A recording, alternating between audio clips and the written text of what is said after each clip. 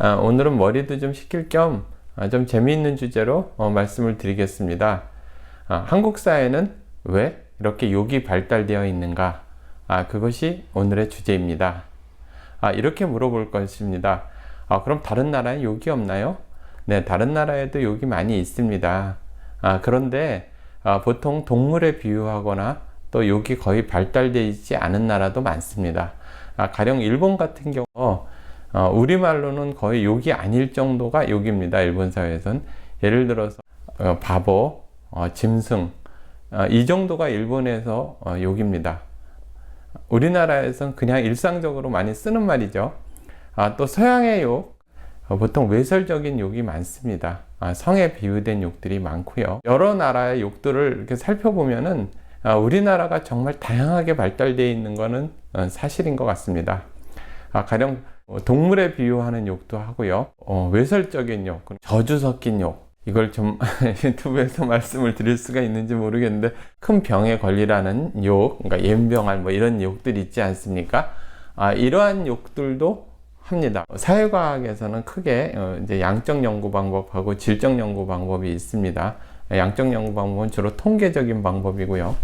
질적 연구는 문화인류학적인 방법입니다. 그 어떤 가설 수준에서 질적 연구 방법으로 하려고 그랬던 이제 아이디어를 좀 말씀을 드려보겠습니다. 그냥 오늘은 가설 수준의 이렇게 출발점에서 이렇게 들어주시면 좋겠습니다. 보통 분노를 표출하는데 욕을 하죠. 근데 분노를 표출하기 위해서 욕을 하는데 왜 다른 나라보다 더 발달되어 있는가, 다른 사회보다 더 발달되어 있는가가 오늘의 주제 아니겠습니까?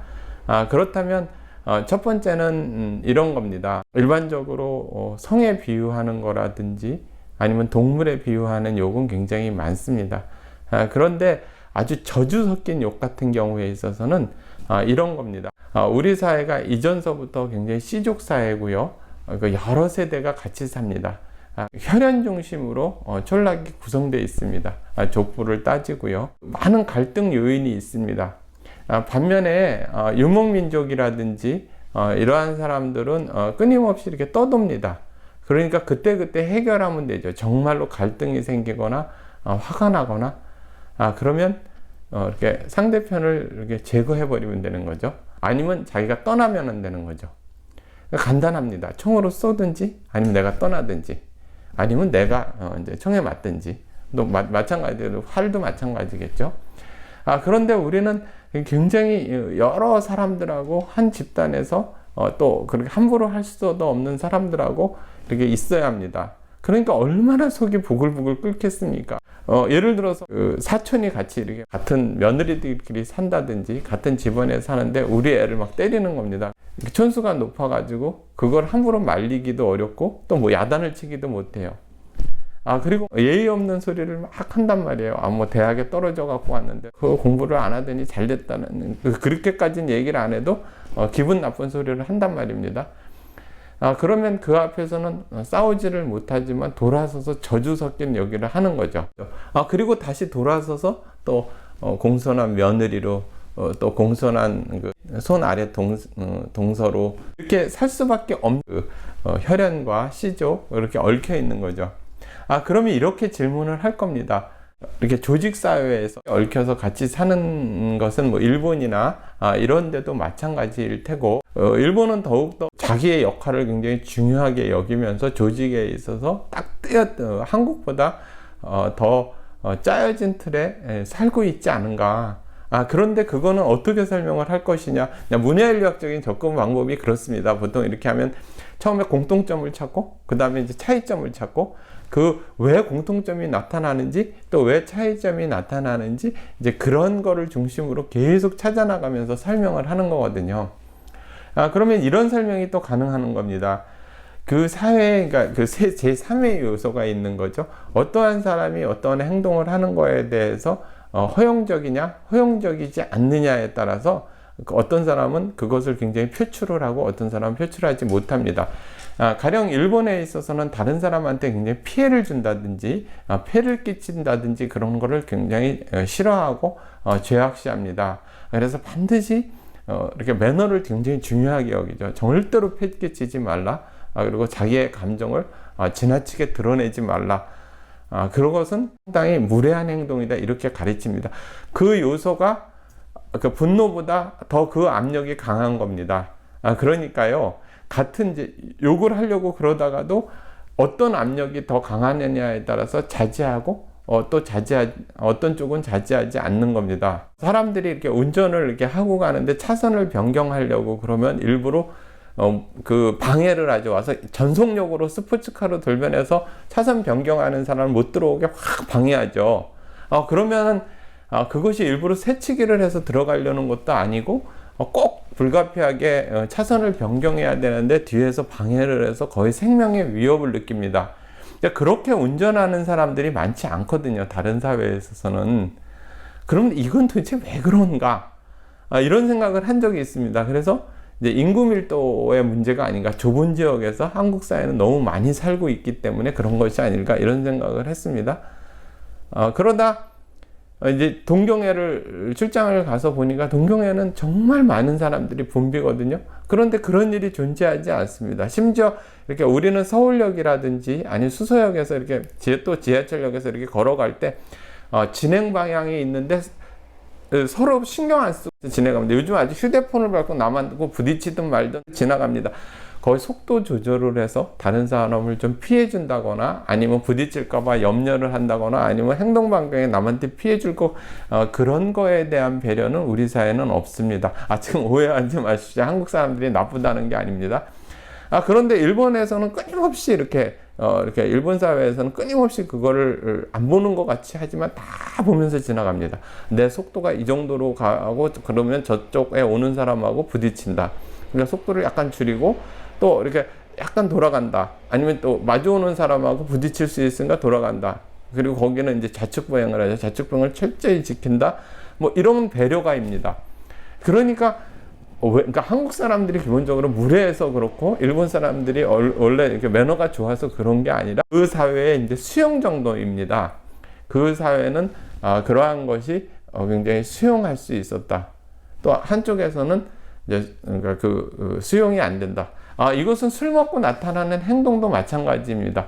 어떤 사회에 있어서는요, 술을 먹고 막 주사를 부리고 막 이래도 크게 사회생활 하는데 지장을 받지 않습니다. 그런데 많은 나라에서 우리나라에서 같이 이렇게 술을 먹고 큰 소리를 내거나 뭐 주사를 부리거나 그러면 사회적으로 매장됩니다. 그러니까 거의 그 사람은 사회생활이 불가능할 정도로 사람들이 상대해 주지 않습니다. 한 문화인류학 시간에 수업을 하게 되면 그런 얘기를 합니다. 왜 같은 본능이고 인간의 속성은 똑같은데 우리나라 사람들은 술을 먹고 막 노래를 부리고 목청을 크게 내고 소리를 고래고래 지르고, 근데 어떤 서양이나 일본 같은 경우에 있어서는 왜 그러지 않는가? 그게 사회적 용인 정도에 따라 다릅니다. 사람들은 자유로울 것 같지만 상당히 다른 사람을 신경을 쓰고요. 만약에 어떤 사람이 술을 먹고 실수를 하고 주사를 부리고 그랬는데 사회적으로 매장당한다. 그러면 암만 술을 취해도 그런 행동을 하지 않습니다. 어떤 면에서는 이 문화인류학이라든지 또 이 질적 연구 방법이 상당히 재미있는 게 그런 건데요. 일반화시키지는 못합니다. 굉장히 이렇게 깊이 있는 연구를 할 수 있는 거죠. 왜 일본 사람들이 가미가제에 가서 들이받으면서 그렇게 자폭을 하면서 죽었는지 뭐 그런 연구들 다 아시죠. 또 어떤 부분에 있어서는 이게 어떤 편견을 또 극복하는 것도 됩니다. 가령 한중일 나라가 100년 전에 누가 위생관념이 더 강했는가 이랬을 때 뭐 확인할 수 있는 방법이 없고 위생관념이라는 개념도 애매하지 않습니까? 그래서 할 수 없이 1년에 누가 더 목욕을 많이 했나? 일본 사람이 가장 많이 했겠죠. 그리고 우리나라 사람, 그 다음에 이제 중국의 북쪽 지방에 있는 사람이 목욕을 잘합니다. 이걸 갖고 세 나라가 어떤 사람이 위생관념이 더 있는가, 더 있지 않는가, 이런 얘기를 할 수 있을까요? 없을까요? 왜 그러냐 하면은 기후나 풍토에 따라서 중국의 북쪽 사막 지역이라든지 고비 사막에서 내려오는 그런 지역에 있어서는 물도 귀하고요. 또 많이 씻는 것이 피부에 가히 좋지도 않습니다. 반면에 고온다습한 일본의 남쪽 지역은 씻지 않으면 피부병과 건강을 상하죠. 우리는 중간 형태입니다. 겨울에는 안 씻고 여름에는 잘 씻고 또 문화의 영향도 있습니다. 예를 들어서 고려시대는 잘 씻고 자유롭고 그랬다고 합니다. 그런데 조선시대 같은 경우는 씻는 것 자체, 옷을 벗는 것 자체 이런 거를 천하게 이렇게 판단하게 해서 조선 사회에 공중 화장실도 사실 없고요, 공중 목욕탕도 없고 위생하고는 거리가 먼 겁니다. 그러니까 조선의 사대부가 그만큼 백성들을 그릇된 신념으로, 유교의 그릇된 신념으로 사대 종중을 하면서 백성들의 위생관념까지도 그렇게 왜곡시켜버린 그런 요인도 있습니다. 그러니까 정말 많은 요인이 있는데요. 다시 돌아가서 욕을 하는 데에도 마찬가지입니다. 욕을 표현하는데 허용적이냐 허용적이지 않느냐, 또 그리고 욕이 발달되어 있는데 그 나라의 언어는 또 어떤 것이냐. 예를 들어서 형용사와 부사 이런 것이 발달된 나라는 욕이 발달되어 있습니다. 우리나라가 그렇죠. 우리나라 언어가 시를 만들기 좋은 나라라고 그러지 않습니까? 형용사, 부사 뭐 이런 게 많이 발달되어 있죠. 욕도 자연스럽게 형용사, 부사와 더불어 발달되어 있습니다. 그것은 어떤 문화와 어떤 생활 풍습 그리고 역사하고도 관계가 있는데요. 무슨 문제가 생기면 즉각 해결을 합니다. 마음에 안 들면 활로 쏴서 해결하고, 총으로 쏴서 해결하고, 아니면 내가 떠나고, 아니면 보내버리고. 우리는 좁은 데서 계속 같이 살면서 또 보고 그걸 해결하기 위해서 일본 같은 경우는 화라고 그래가지고 서로 폐를 끼치지 말고 융화해서 어떻게 살아라, 속은 끓더라도. 우리나라 사람은 욕을 하는 거죠. 욕을 하면서 풀어나가는 겁니다.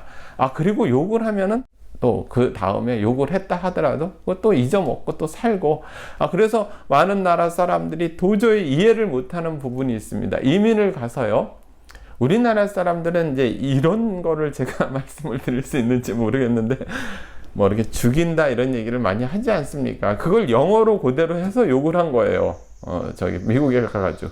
그랬더니 살인 의도가 있다. 그래서 이제 재판도 받고 그 사람 아주 상당히 시끄러웠습니다. 그게 경찰에 처음에 구속이 됐다. 이 사람 살인 의도가 있다. 근데 이제 그렇게 변호사가 얘기를 한 거죠. 한국에서 죽인다는 일상어다. 맨날 뭐 그게 아니라 욕도 아니고 우리나라에서는 그게 그냥 일상적으로 재미로 하는 말이다. 맨날 죽인다. 청소년도 서로 죽인다, 살린다 뭐 이러고. 여러분들 데모하거나 시위할 때 보면 결사항전이라고 머리에 달아놨죠. 그런데 그 사람들 죽는 거 봤습니까? 죽는 건 못 봤죠. 그러니까 그렇게 문화마다 다릅니다. 그래서 그걸 이제 이해시키기가 어려운 거죠. 우리나라, 그러니까 한국에서는 원래 이민 오기 전에 나라에서는 그 죽인다라는 표현이 일상어고 그 욕도 아니다, 그거는. 그리고 결사항전이라는 걸 뭐 보면은 그 사람도 한 명도 안 죽었다. 그렇게 막 변호하는 걸 보면서 참 재밌다. 이렇게 문화적으로 다르구나. 이런 생각을 한 적이 있습니다.